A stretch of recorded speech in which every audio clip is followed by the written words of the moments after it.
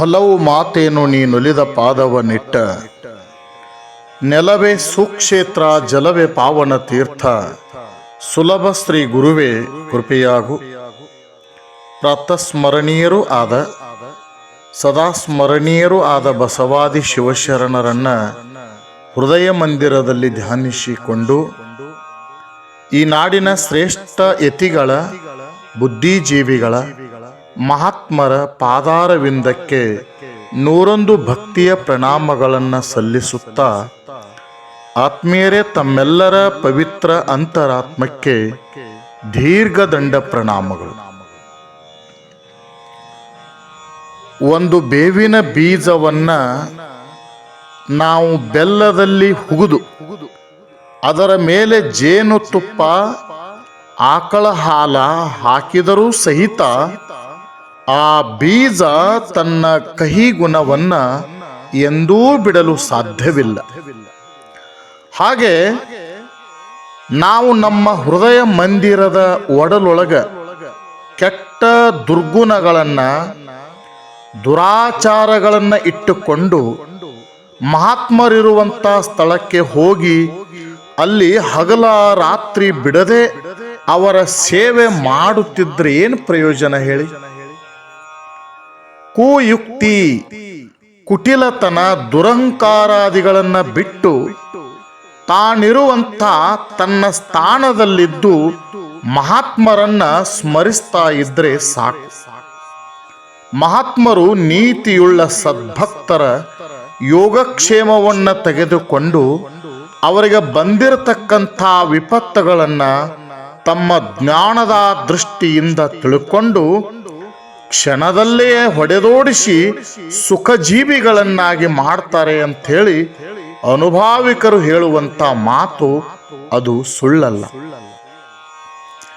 ಕೆಟ್ಟ ಗುಣಗಳನ್ನು ಬಿಟ್ಟು ಕೊಂಪಿಯಲ್ಲಿದ್ದು ಅರಿದು ಅಂಬಲಿ ಕಾಶಿ ಮನೆಗೆ ಬಂದವರನ್ನ ಕರೆದುಕೊಂಡು ನಂಬಿಕೆಯಿಂದ ಶಿವಯೋಗಿಯ ಧ್ಯಾನ ಮಾಡುತ್ತಾ ಊಟ ಮಾಡುತ್ತಿರುವವರ ಚರಿತ್ರೆಗಳನ್ನೆಲ್ಲ ನಾವು ಎಷ್ಟು ಬರೆದರೂ ತೀರದು.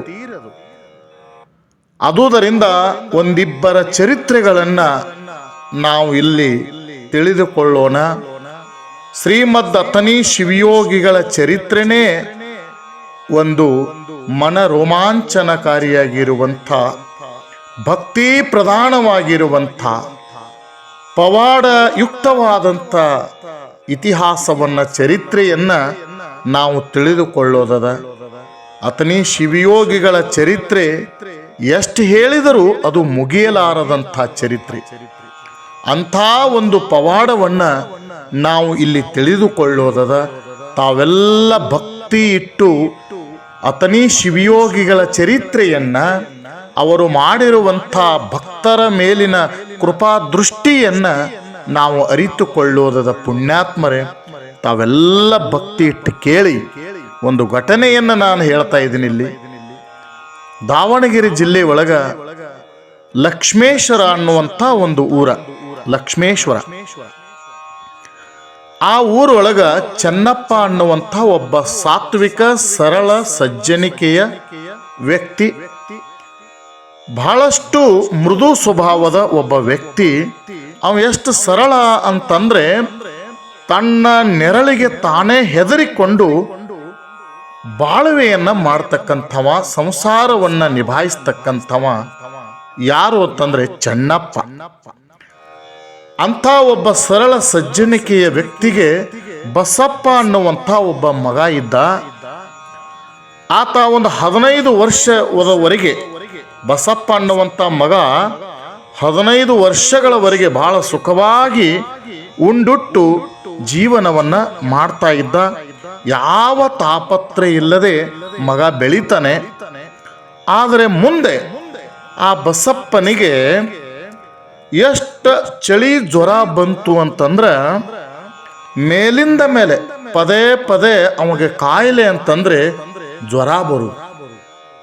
ಚಳಿ ಜ್ವರ ಬಂದ್ರೆ ವಿಪರೀತವಾದಂಥ ಚಳಿ ಜ್ವರ.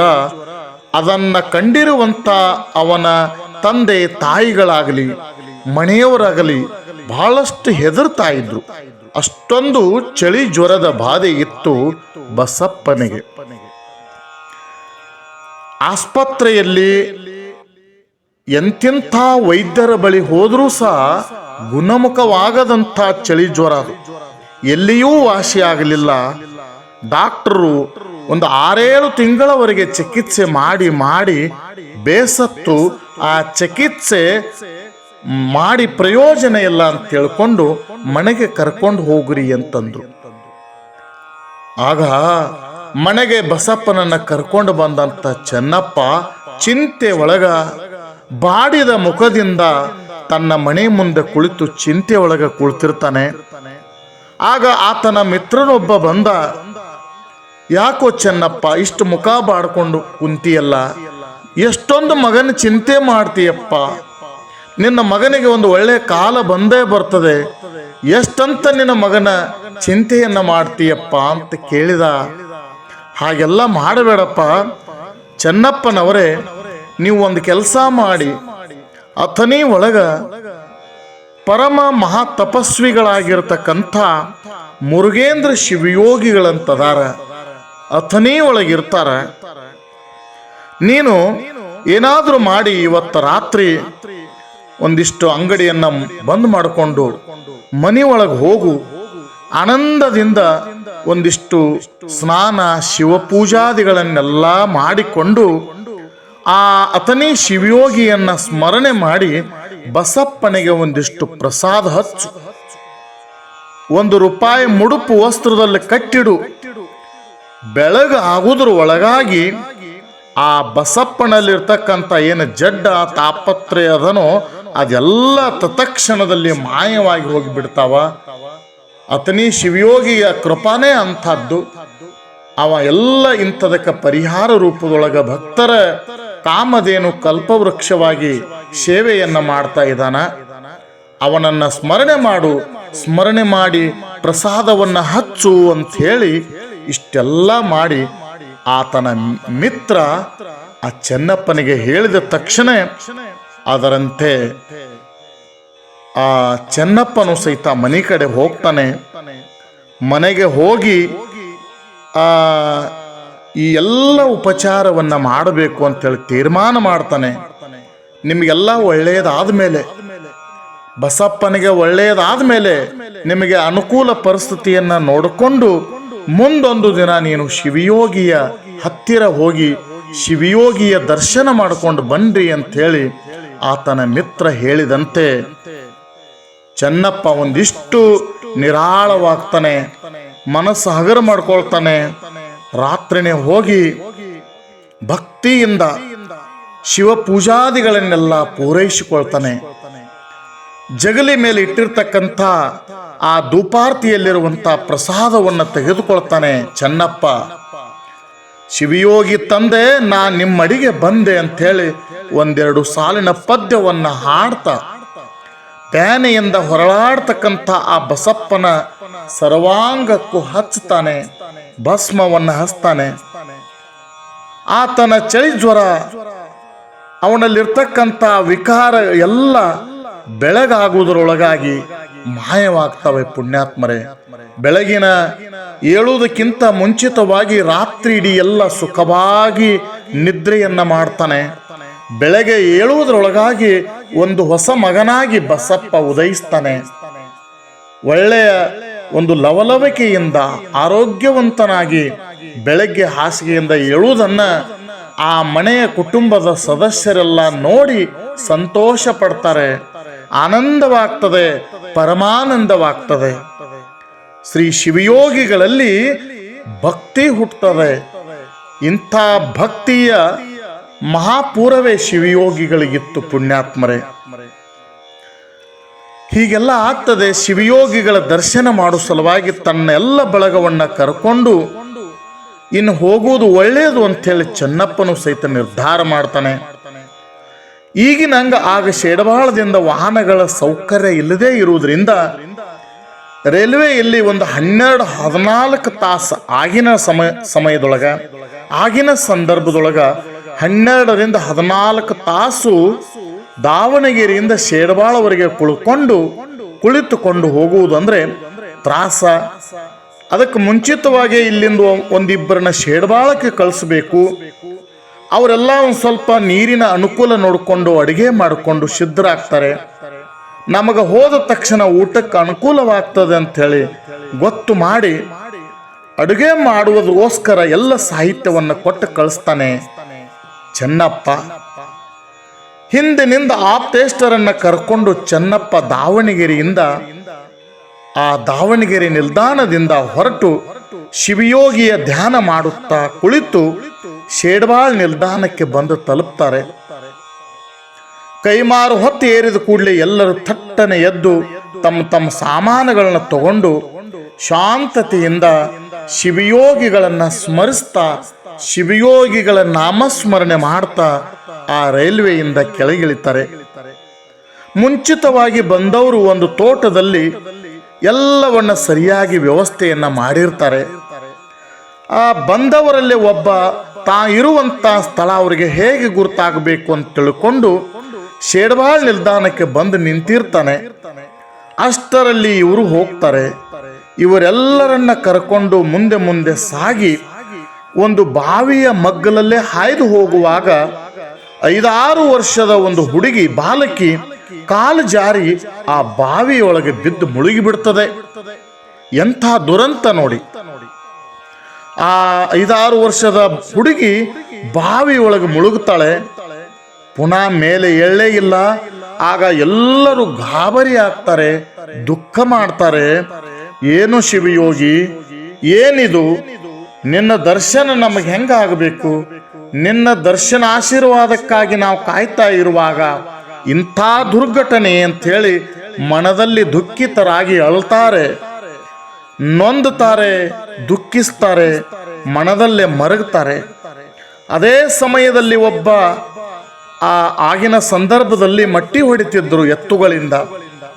ಆ ಮೊಟ್ಟೆ ಬಾರಿ ಮೇಲೆ ನಿಂತವನು ತಕ್ಷಣನೇ ಆ ಬಾವಿಯಲ್ಲಿ ಹಾರಿ ಮುಳುಗಿದ ಹುಡುಗಿಯನ್ನ ತನ್ನ ಹೆಗಲ ಮೇಲೆ ಕುಳ್ಳಿರಿಸಿಕೊಂಡು ಮೇಲೆ ಬರ್ತಾನೆ.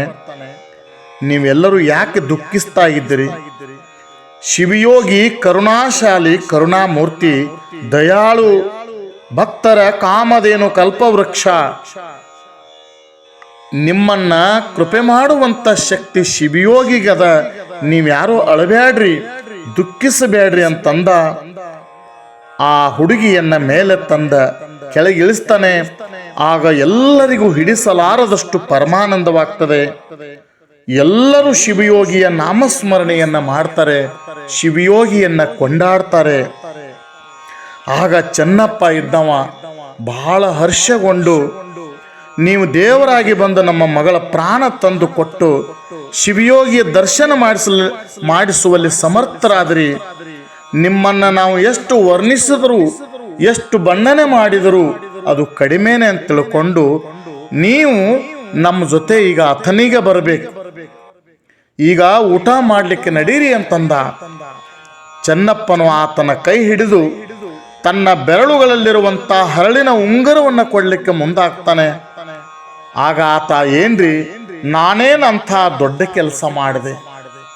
ಬಾವಿಯಲ್ಲಿ ಬಿದ್ದಿರುವಂಥ 5-6 ವರ್ಷದ ಹುಡುಗಿಯನ್ನ ಮೇಲೆ ತಂದ್ರೂ ಸಹಿತ ಎಂಥ ಅವನ ಬಾಯಿಂದ ಮಾತುಗಳು ಬರ್ತಾವ ನೋಡಿ. ಏನ್ರಿ, ನಾನೇನಂಥ ದೊಡ್ಡ ಕೆಲಸ ಮಾಡಿದೆ? ನಿಮ್ಮ ಉಪಕಾರವೇ ನನ್ನ ಮೇಲೆ ಬಹಳ ಆಯ್ತು. ಅದು ಹೆಂಗಂದ್ರೆ, ಪರೋಪಕಾರಾರ್ಥಮಿದಂ ಶರೀರಂ ಪರೋಪಕಾರಾಯ ಪುಣ್ಯಾಯ ಅಂಥೇಳಿ ವೇದ ಆಗಮ ಸ್ಮೃತಿಗಳಲ್ಲಿ ಹೇಳಿದಂತೆ, ನೀವು ನನ್ನ ಕಡೆಯಿಂದ ಪರೋಪಕಾರ ಮಾಡಿಸಿ ನನ್ನ ಪದರಾಳಗ ಪುಣ್ಯ ಹಾಕಿಸಿದ ಪುಣ್ಯಾತ್ಮರು ನೀವು. ಎಂಥ ಮಾತು, ಎಂಥ ತೂಕದ ಮಾತು. ಗುರುತಿಲ್ಲದವರಿಗೆ ಪುಣ್ಯ ಕೊಡುವುದು ಸಾಮಾನ್ಯವಲ್ಲ. ನಿಮ್ಮ ಹೃದಯ ಎಷ್ಟು ವಿಶಾಲತೆ, ಅದನ್ನು ವರ್ಣಿಸಲಿಕ್ಕೆ ಯಾರಿಂದಲೂ ಸಾಧ್ಯವಾಗದು ಅನ್ನುತ್ತಾ ಉಂಗರವನ್ನೂ ತೆಗೆದುಕೊಳ್ಳದೆ, ಏನೂ ಸ್ವೀಕರಿಸದೆ ಅವರನ್ನಗಲಿ ಅವರ ಕೈಯೊಳಗಿಂದ ಜಾರ್ಕೊಂಡು ಪಾರಾಗಿ 4 ಹೆಜ್ಜೆಯನ್ನ ಕಿತ್ತಿಡುತ್ತಾ ಮುಂದೆ ಸಾಗಿ ಹೋಗಿ ಕ್ಷಣದಲ್ಲೆಯೇ ಮಾಯವಾಗಿ ಬಿಟ್ಟ. ಆಗ ಎಲ್ಲರಿಗೂ ಆಶ್ಚರ್ಯ ಅಗಾಧವೆನಿಸ್ತದೆ. ಈ ದೃಶ್ಯವನ್ನ ಕಂಡು ಅವರು ಅಂತಾರೆ, ಶಿವಯೋಗಿ ಬಂದು ತನ್ನ ಲೀಲೆಯನ್ನ ತೋರಿಸಿದ. ಬಹುಶಃ ನಮ್ಮ ಮಗಳನ್ನ ಕಾಪಾಡಿರ್ತಕ್ಕಂಥವನು ಬೇರೆ ಯಾರು ಅಲ್ಲ, ಆತನಿ ಶಿವಯೋಗಿನೇ ಅಂತ ತಿಳ್ಕೊಂಡು ಶಿವಯೋಗಿಯ ನಾಮಸ್ಮರಣೆ ಮಾಡ್ತಾ ಶಿವಯೋಗಿಯನ್ನ ಕೊಂಡಾಡ್ತಾರೆ ಭಕ್ತ ಜನ. ಶಿವಯೋಗಿಯನ್ನ ಯಾವಾಗ ಕಂಡೀವಿ ಅನ್ನುವಂಥ ಹಂಬಲದಿಂದ ಒಂದಿಷ್ಟು ತಡ ಮಾಡದೆ ಸ್ನಾನ ಶಿವಪೂಜೆಯನ್ನ ಪೂರೈಸಿಕೊಂಡು ತೃಪ್ತಿಗೈದು ಸವಾರಿ ಕಟ್ಟಿದ 3 ಬಂಡಿಗಳಲ್ಲಿ ಎಲ್ಲ ಸಾಮಾನುಗಳನ್ನು ಇಟ್ಟುಕೊಂಡು ಎಲ್ಲರೂ ಬಂಡಿಯಲ್ಲೇ ಕುಳಿತು ಶಿವದರ್ಶನ ಮಾಡುತ್ತಾ ಶಿವಯೋಗದ ದರ್ಶನ ಮಾಡುತ್ತಾ ನಾಮಸ್ಮರಣೆ ಮಾಡುತ್ತಾ ಶಿವಯೋಗಿಗಳಿರುವ ಕಡೆ ಅತನಿಗೆ ಧಾವಿಸ್ತಾರೆ. ಪದ್ಯವನ್ನು ಹಾಡ್ತಾರೆ. ಪದ್ಯವನ್ನು ಹಾಡ್ತಾ ಶಿವಯೋಗಿಯನ್ನ ಕೊಂಡಾಡ್ತಾ ಸಾಕ್ತಾರೆ. ಅತನಿ ಊರಲ್ಲಿರುವಂಥ ಅತನಿಗೆ ಬರ್ತಾರೆ. ಅತನಿ ಊರೊಳಗೆ ಪಗಡಿ ಬಜಾರ್ ಪ್ಯಾಟಿ ಒಳಗಿಂದ ಹಾಯ್ದು ಹೋಗುವಂಥ ಸಂದರ್ಭ ಅದು. ಅಲ್ಲಿ ತೆಂಗಿನಕಾಯಿ ಅಂಗಡಿಗಳು ಹತ್ತುತ್ತವೆ. ಆಗ ಅಲ್ಲಿ ಬಂಡಿ ನಿಲ್ಲಿಸಿ ಕಾಯಿ ಕರ್ಪೂರದ ಪೆಟ್ಟಿಗೆ ಉದುಬತ್ತಿ ಉತ್ತತ್ತಿ ಇಷ್ಟೆಲ್ಲವನ್ನ ತಗೊಂಡು ಮಠಕ್ಕೆ ಬರ್ತಾರೆ. ಶಿವಯೋಗಿಗಳು ಸಾಯಂಕಾಲದ ಸ್ನಾನ ಮಾಡಲು ಸ್ನಾನದ ಮನೆಗೆ ಹೋಗ್ತಾ ಇರ್ತಾರೆ. ಇವರು ಪದ್ಯವನ್ನ ಹಾಡ್ತಾ ಹಾಡ್ತಾ ಹಾಡ್ತಾ ಶ್ರೀಮಠಕ್ಕೆ ಬಂದು ತಲುಪಿರುವಂಥ ಆ ಪದ್ಯದ ನುಡಿಗಳು ಶಬ್ದಗಳು ಶಿವಯೋಗಿಗಳ ಕರ್ಣಕ್ಕೆ ಬಿದ್ದೊಡನೆ ಸದರಿನಲ್ಲಿ ಕಂಬ ಹಿಡ್ಕೊಂಡು ನಿಲ್ತಾರೆ. ಅಷ್ಟರೊಳಗೆ ಎಲ್ಲರೂ ಬಂಡಿಯನ್ನು ಇಳಿದು ಹೆಬ್ಬಾಗಿಲೊಳಗಿಂದ ಹಾಯ್ದು ಬರ್ತಕ್ಕಂಥದ್ದನ್ನ ಶಿವಯೋಗಿಗಳ ಕಂಡು, ಓ ಸಾವಕಾಶ ಬನ್ರಿ ಅಂತ ಕರೀತಾರೆ. ಬಂದವರು ಇದ್ದವರು ಕಾಯಿ ಕರ್ಪೂರ ಉತ್ತತ್ತಿ ಎಲ್ಲವನ್ನ ಶಿವಯೋಗಿಗಳ ಪಾದ ಕಮಲಕ್ಕೆ ಅರ್ಪಿಸಿ ಸಾಷ್ಟಾಂಗ ಹಾಕ್ತಾರೆ. ಅವಾಗ ಶಿವಯೋಗಿಗಳಂತಾರೆ, ತಾವೆಲ್ಲ ಲಕ್ಷಿಟ್ಟು ಕೇಳಬೇಕು, ಹೇಳ್ರಪ್ಪ ಬನ್ರಿ, ಬ್ರಹ್ಮಾಂಡದಲ್ಲಿಯೂ ಪಿಂಡಾಂಡದಲ್ಲಿಯೂ ಕೂಡಿಯೇ ವಾಸಿಸುತ್ತಿರುವಂತ ಆ ಪರಶಿವ ಪರಮಾತ್ಮನ ಅಪ್ಪಣೆ ಇಲ್ಲದೆ ಒಂದು ಕಡ್ಡಿಯೂ ಸಹ ಚಲಿಸಲಾರು. ಆತ ಆಡಿಸಿದಂತೆ ನಾವು ಆಡತಕ್ಕವರು, ಅವನು ಕುಣಿಸಿದಂತೆ ನಾವು ಕುಣಿಯತಕ್ಕವರು, ಆತ ಹೇಳಿದ್ದನ್ನು ಕೇಳಿಕೊಂಡು ಮಾಡತಕ್ಕಂಥವರು ನಾವು. ಅದಕ್ಕಾಗಿ ಇನ್ನು ಮುಂದೆ ಅಂಥ ಚಂದ್ರಶೇಖರನನ್ನ ನಂಬಿಕೊಂಡು ಆತನ ಧ್ಯಾನ ಮಾಡುತ್ತಾ ಹೋಗ್ರಪ್ಪ. ಚಳಿ ಜ್ವರ ತಂದವನೂ ಆತನೇ, ಆ ಚಳಿ ಜ್ವರವನ್ನು ತೆಗೆದವನೂ ಆತನೇ, ಬಾವಿಯಲ್ಲಿ ಬಾಲೆಯನ್ನ ಒಗೆದವನು ಅವನೇ, ಪುನಃ ಮೇಲೆ ತೆಗೆದವನು ಅವನೇ. ಯಾರೆಂತ ನೀವು ತಿಳಿದಿದ್ರಿ? ಅಣ್ಯರು ಬಂದು ಬಾಯೊಳಗಿಂದ ಎಂದೂ ಕೂಸನ್ನ ತೆಗಿಲಿಕ್ಕೆ ಸಾಧ್ಯವಿಲ್ಲ. ಅಣುರೇಣು ತೃಣಕಾಷ್ಟಾದಿಗಳಲ್ಲಿ ತುಂಬಿಕೊಂಡಂಥ ಪರಮಾತ್ಮನ ದೃಷ್ಟಿಗೆ ಬಿದ್ದೊಡನೆ ಬಾಯಿಯೊಳಗೆ ಆ ಮಟ್ಟಿ ಬಾರಿ ಮೇಲಿಂದ ಜಿಗಿದು ಬಾಲೆಯನ್ನ ಹೆಗಲ ಮೇಲೆ ಕುಳ್ಳಿರಿಸಿಕೊಂಡು ಬಂದು ನಿಮಗೆ ಒಪ್ಪಿಸಿ ನಿಮ್ಮಿಂದೇನೂ ತೆಗೆದುಕೊಳ್ಳದೆ ಮಾಯವಾದವನು ಯಾರು? ಹೀಗೆಲ್ಲ ಉಪದೇಶ ಮಾಡ್ತಾನೆ. ದಾವಣಗೆರೆಯ ಚೆನ್ನಪ್ಪ ಆ ಭಕ್ತ ಸಮೂಹ ಒಂದು ಕ್ಷಣ ವಿಚಲಿತರಾಗದೆ ಆಲಿಸಿಕೊಳ್ತಾರೆ, ಮಂತ್ರಮುಗ್ಧರಾಗ್ತಾರೆ, ಒಳ್ಳೆಯ ಉಪದೇಶವನ್ನ ಕೇಳ್ತಾರೆ. ಅಲ್ಲಿದ್ದವರಿಗೆ ಶಿವಯೋಗಿಗಳಂತಾರೆ, ದಣಿದು ಬಂದಾರ, ಒಂದಿಷ್ಟು ಮುಖ ತೊಳೆದುಕೊಂಡು ಊಟ ಮಾಡುವವರಿಗೆ ಊಟ ಮಾಡಿಸ್ರಿ, ಸ್ನಾನ ಮಾಡಿಕೊಂಡು ಊಟ ಮಾಡುವವರಿದ್ರೆ ಸ್ನಾನ ಮಾಡಿಸ್ರಿ, ಅಡವಿಯಿಂದ ಆಕಳುಗಳು ಬಂದಾವ ಅವುಗಳನ್ನು ಹಿಂಡಿಕೊಂಡು ಮಕ್ಕಳಿಗೆ ಕುಡಿಯಲು ಹಾಲು ಕೊಡ್ರಿ ಅಂತ ಹೇಳಿ ಸ್ನಾನಕ್ಕೆ ಹೋದ್ರಂತ ಶಿವಯೋಗಿಗಳು. ಆಗ ಅವರು ಹೊಗಳುವವರೆಗೆ ಸೃಷ್ಟಿಕರ್ತನಾದ ಮುಕ್ಕಣ್ಣನೇ ಹರ, ಆತ ಎಲ್ಲ ಕಡೆಯಲ್ಲಿ ತುಂಬಿಕೊಂಡಾನ, ಆತನ ಧ್ಯಾನ ಮಾಡಿರೆಂದು ಮಾರ್ಗ ತೋರಿಸುವ ಯೋಗ್ಯತೆ ಅದು ಶಿವಯೋಗಿಗಳ ಹೊರತಾಗಿ ಯಾರಿಗೂ ಬರಲು ಸಾಧ್ಯವಿಲ್ಲ ಅಂತೇಳಿ ಶಿವಯೋಗಿಯನ್ನ ಸ್ಮರಿಸ್ತಾ ಶಿವಯೋಗಿಗಳನ್ನು ಆರಾಧನೆ ಮಾಡ್ತಾ ಆಶೀರ್ವಾದ ಪಡ್ಕೊಂಡು ಆ ದಾವಣಗೆರೆಯ ಭಕ್ತ ಸಮೂಹ ಶ್ರೀಮಠದಲ್ಲಿ ಒಂದಿನ ಇದ್ದುಕೊಂಡು ಮರು ದಿವಸ ತಮ್ಮ ಸ್ವಗ್ರಾಮ ದಾವಣಗೆರೆಗೆ ಲಕ್ಷ್ಮೇಶ್ವರಕ್ಕೆ ತೆರಳುತ್ತಾರೆ ಪುಣ್ಯಾತ್ಮರೇ. ಅಂದಿನಿಂದ ಆ ಬಸಪ್ಪನ ಮನೆತನಕ್ಕೂ ಅವನ ಮಕ್ಕಳಿಗೂ ಮೊಮ್ಮಕ್ಕಳಿಗೂ ಅವನ ಇಡೀ ಪರಿವಾರಕ್ಕೂ ಮುರುಗೇಂದ್ರ ಶಿವಯೋಗಿಗಳ ಕೃಪಾದೃಷ್ಟಿ ಯಾವತ್ತಲೂ ಅದ. ಈಗಲೂ ಸಹ ಆ ಕುಟುಂಬ ಒಳ್ಳೆಯ ಸರಳ ಸಜ್ಜನಿಕೆಯ ವ್ಯಕ್ತಿಗಳಾಗಿ, ಸಮಾಜಮುಖಿಯಾಗಿ, ಸಮಾಜ ಸೇವಕರಾಗಿ ಕಾರ್ಯವನ್ನ ಮಾಡ್ತಾ ಇರತಕ್ಕಂಥವರು.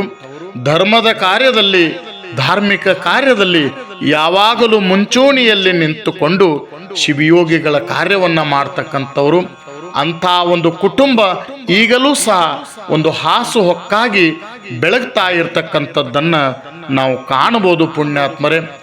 ಅಂಥ ಮುರುಗೇಂದ್ರ ಶಿವಯೋಗಿಗಳ ಒಂದು ಭಕ್ತಿಯನ್ನು ನಾವು ನೀವೆಲ್ಲ ಮಾಡಿ ನಮ್ಮ ಜೀವನವನ್ನು, ನಮ್ಮ ಬದುಕನ್ನು ಸಾರ್ಥಕ ಮಾಡಿಕೊಳ್ಳಬೇಕಾಗಿರುವುದು ನಮ್ಮ ನಿಮ್ಮೆಲ್ಲರ ಕರ್ತವ್ಯ. ಆ ನಿಟ್ಟಿನಲ್ಲಿ ಶಿವಯೋಗಿ ನಿಮಗೆಲ್ಲ ಆಯುರ, ಆರೋಗ್ಯ, ಸುಖ, ಸಂಪತ್ತು ಕೊಟ್ಟು ಕಾಪಾಡಲೆಂದು ನಾನು ಶಿವಯೋಗಿಗಳಲ್ಲಿ ಪ್ರಾರ್ಥಿಸ್ತೇನೆ. ತಮಗೆಲ್ಲ ಶುಭವಾಗಲಿ, ಒಳ್ಳೆಯದಾಗಲಿ. ನಮಸ್ಕಾರ. ಓಂ ಶಾಂತಿ.